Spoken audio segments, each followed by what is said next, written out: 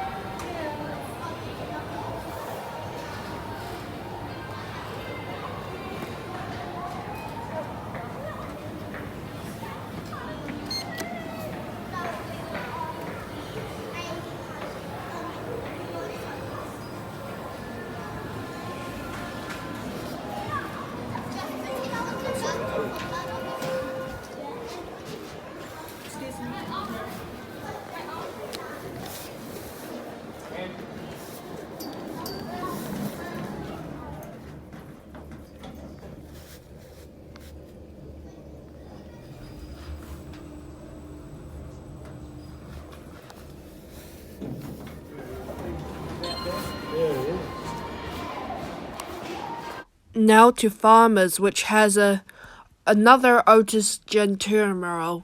This time it's not glass, and it's also the only lift that has a security camera in it.